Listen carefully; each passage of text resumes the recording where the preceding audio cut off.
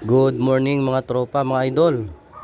So ayan, magandang araw po sa ating lahat. For today's video nga po pala ay mag-update tayo sa Flyers Loft natin saka sa mga panaro natin ngayong norte saka south. So ayan, may bad news tayo ngayon dahil nagkaroon po sila ng OEC, one eye cold kung tawagin. So buti naman at naagapan natin kaagad to.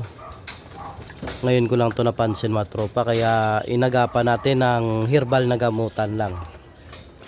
So ayan, halos lahat po may mga tama. Ayan, ito pang norte natin to. Ito mga pang norte natin to. Yung iba dito mga tropa ay para sa south to, nakahanda.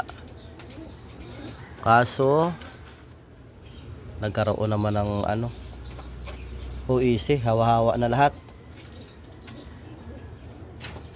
Grabe.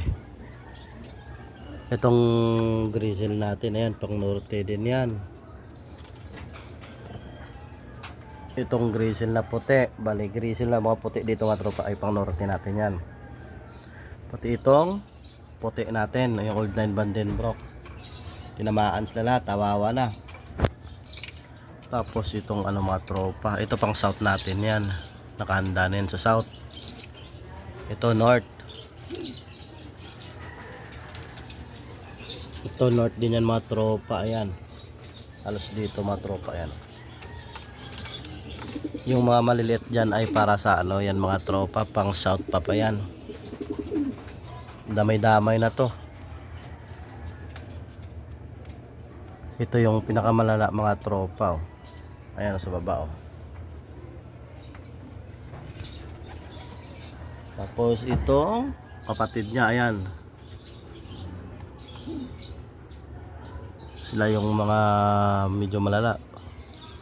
Patong medyo malala yung tama. Pag akyat ko dito sa loob ay maga na yung mga mata nila.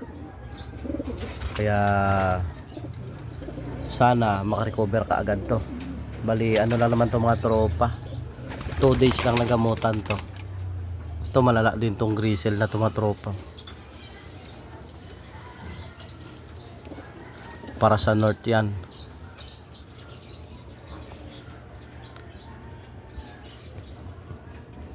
Ito pang sana to mga tropa, o pang summer ngayon laro niya sana. Nakabandid yan ng MMFC Summer Race, kaso alanganin, hindi kinaya. Bali laro na lang natin ng yan, ng norte. So hanggang dito na lang muna mga tropa dahil tayo ay mag-asikaso sa mga breeders natin. Bye bye.